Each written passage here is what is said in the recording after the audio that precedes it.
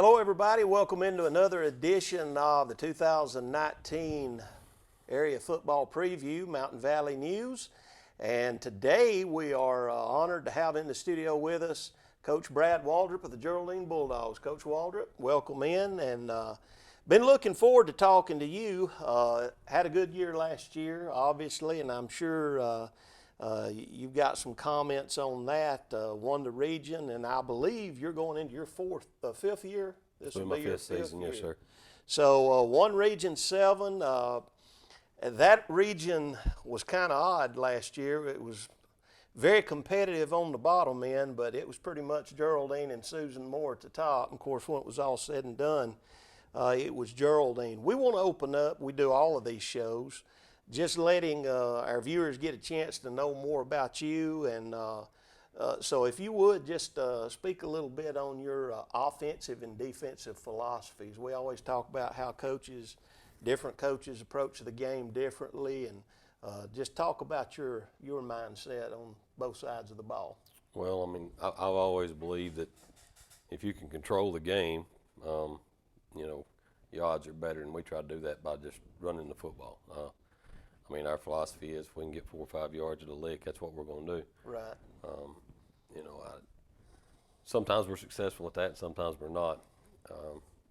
We'll open it up a little bit every now and then. We throw it 4 or 5 times a game. Defensively, we try to play a base fundamental defense and try not to blow our own foot off. Right. We don't take a whole lot of risk. We're not a blitz happy team. We try to teach our kids to be responsible and do their job and be where they're supposed to be. And makes it easier to fix mistakes when you like that. Yeah, absolutely. Absolutely. I've always, in years past, I know especially the 70s, and since you've been at Geraldine, I've seen it.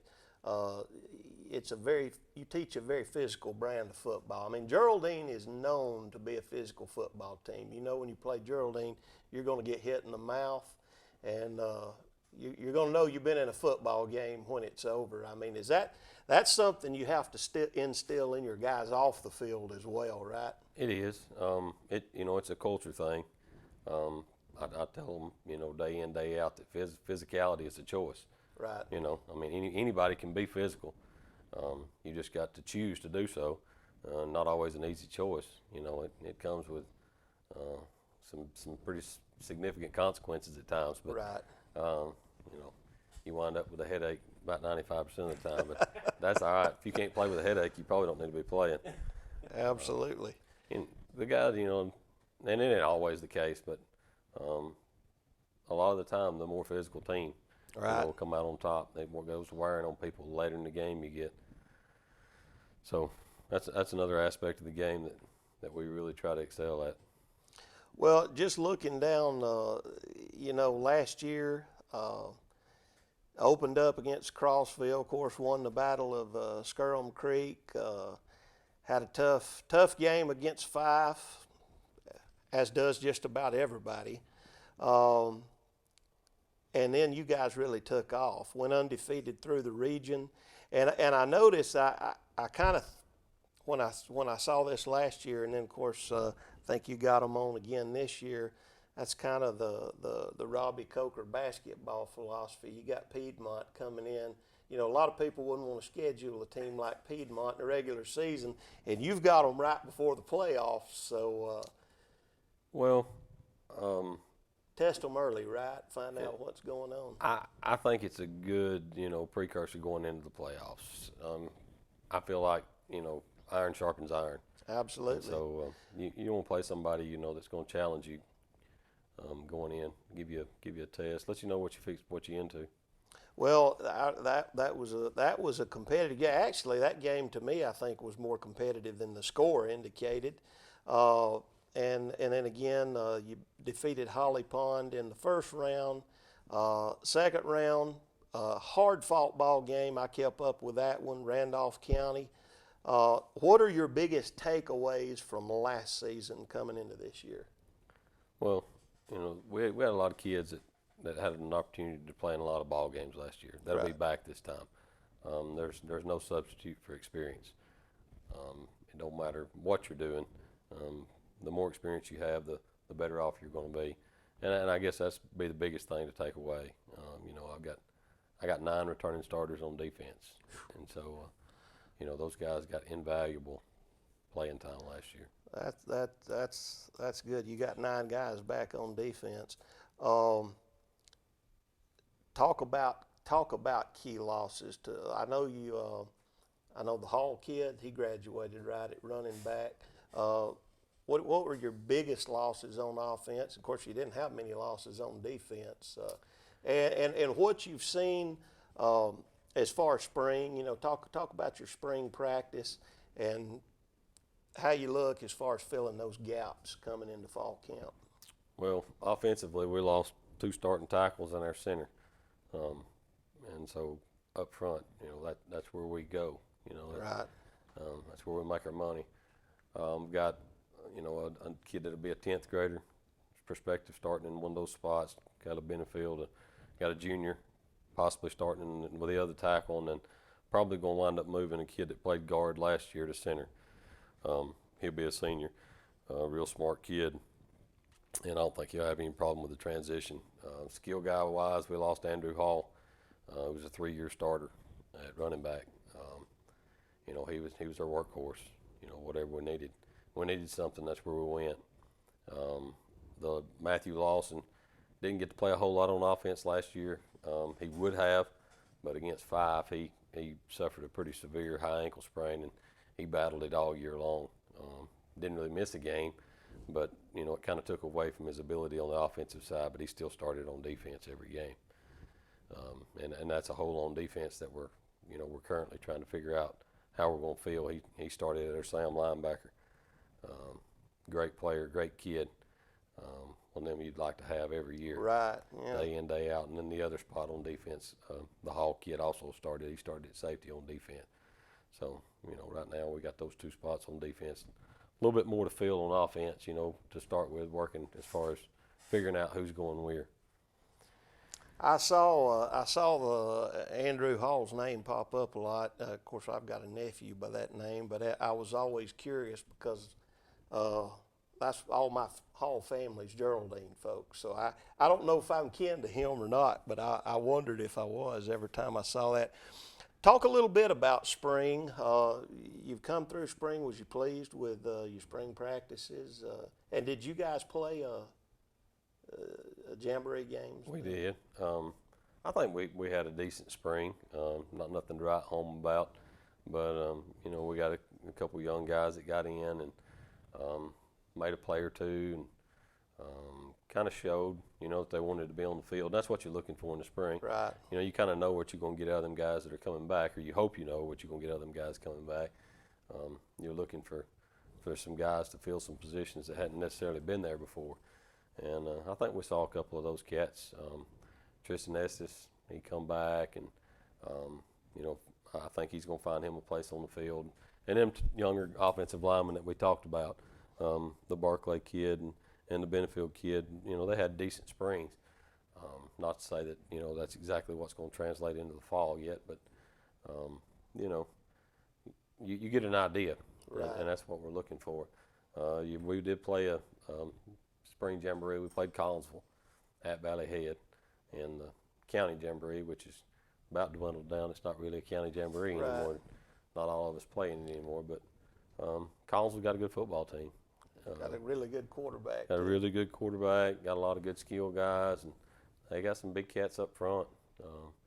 And they played us a good ball game. And a turnover here, turnover there. It could have been any other way. Could have been anybody's ball game, but we wound up pulling it out, and it might be something good for our younger guys to build off of. Right.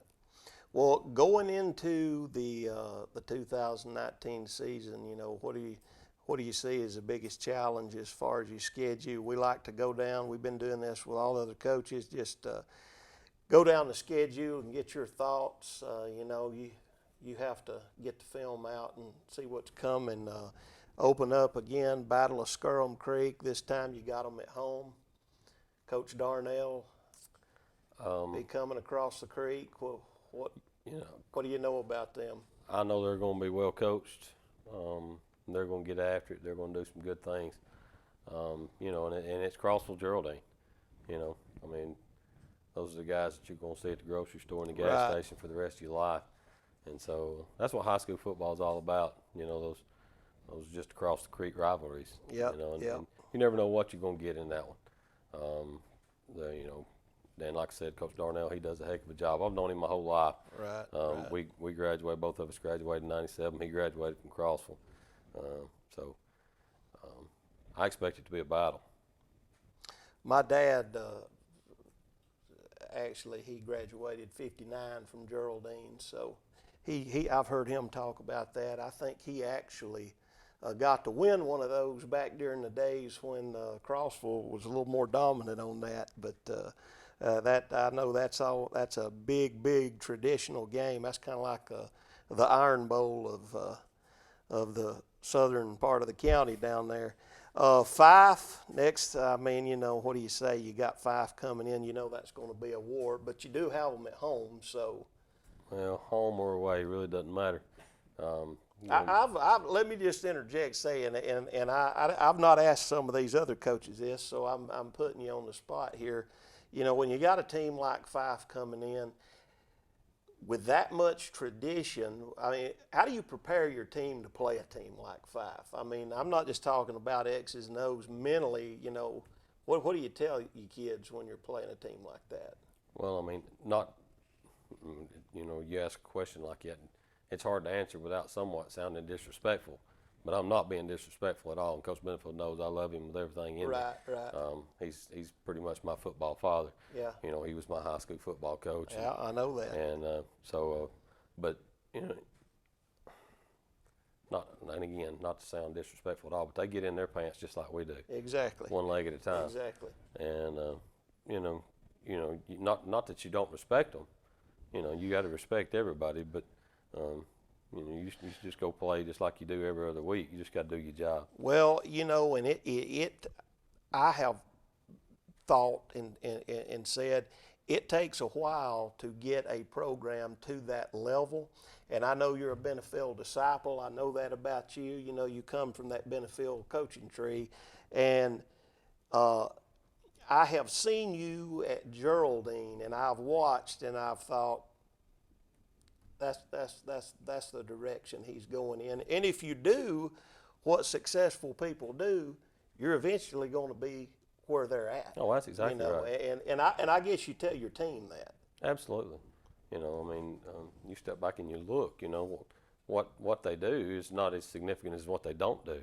And there's nothing magical in the water at Fife. No. They drink the same water at That's Geraldine. exactly right. That's exactly right. You just, you know, you can't make mistakes. Right. You know, you can't beat yourself. And you know that's a culture thing. You know, no turnovers, no penalties, no mental mistakes. You know, and you know, and that's where we're trying to get. And that's just as important, especially at the high school level, any level, but at the high school level. And I did talk about this with Coach Benefield when he was in here. Discipline is so key to their success. You know, I've watched them play guys in the playoffs that, you know, physically probably had more talent than Fife had, but they didn't have the discipline. And, you know, guys that are used to juking and everybody going that way, they turn around to make their cut, and this guy's still in his gap. Right. You know, and that's just as key to how hard you work in the weight room, and that's a big deal. So, absolutely. Yeah, we know Fife's going to be a challenge. Then you come up to Plainview, and again, Plainview was battling it out with Sylvania and Pisgah for that fourth spot. And we were actually really scared. Of course, I do broadcast the Plainview games, and we were getting reports, and that was a war. They gave you guys all you wanted. Talk about jump ahead and talk about that a little bit. We'll come back to Plainview because I'm curious to your thoughts on that game. The Sylvania game? Yes, the Sylvania game. Well, you know, it's always going to be a good game. Coach Putnam does a great job. You know, and this coming fall ain't going to be no different. They're really athletic. Got some guys that can run. Got Brody Smith coming back, quarterback. He'll just be a 10th grader this fall, but now that cat's a little bit beyond his age, a little bit beyond his years, you know, and as far as what his ability and what he can do. You know, and they're going to get after you. So, I mean, I don't see any game, you know, as just well, that's a dub. You know, we're not going to write that off as a win. It don't matter who we're playing, from top to bottom. So, we expect a war every week. Plainview, we jumped over Brindley Mountain and New Hope, and I don't mean to be disrespectful there, but they're not in our viewing area. But if you want to make some comments there, New Hope always seems to be more competitive than their schedule or their record indicates. And I know they gave Plainview fits last year and gave Pisgah fits, I believe. So. Well, they're in that area where, and got a new coach this year too. So. And they're trying, you know, for the last couple of years since Randall left, they hadn't had any stability in coaching. You know, they went from one cat to the next. You know, right. Coaches, you know, and I don't know. I hadn't even had a chance to meet the new coach there yet, but they've always got the ability to have that one guy. Right. You know what I mean? That game breaker, like, you know, Rudy Ford. Yep. You know, and players like that you can't game plan for. Mm-hmm. You know, when kids do things that you can't coach, they're special big kids, and you know, generally they've got one or two of them. Right. And it makes a big difference. Okay, back to Plainview now. We'll get back on the mountain. I know Coach, talked to Coach Ledbetter. He's already come in, taped his show, and he's in the early stages at Plainview of where you're a little further down the road, you know, a little more physicality, more attention in the weight room, but they've lost some key guys. What do you see as far as them? Well, you know, he does a good job too, and I think, you know, in a couple of years, he'll be right where he wants to be. They lost some skill guys. I think they'll be more physical. You don't know how much that translates to the scoreboard, but I do believe they will be more physical. I know they'll be a stronger football team. Right. Susan Moore. Now, I don't know anything about Susan Moore this year. You know, we've not talked to their coach. They're out of our viewing area, but they're in our region, you know, so it was Susan Moore and Sylvania battling it out at the end, you know, down the stretch. So what do you know about them going into this year?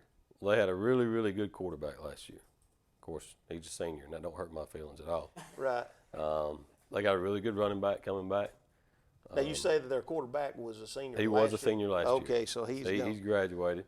And what they did last year offensively was a lot based around him and his ability. Right. You know, which is what you do at 3A high school football level. You build what you can do around what you got. Right. And they did a really good job of that. So as far as what I'm expecting out of them this fall, I really don't know. Just to be honest with you, I know the kid that they started at tailback last year. He's back. He'll be a senior, and he's a pretty dang good football player. Mm-hmm. And defensively, they got a lot of kids back. They were mostly juniors. They were a lot like us as far as Letterman. They've got a lot of kids back, and they do a good job on both sides of the football.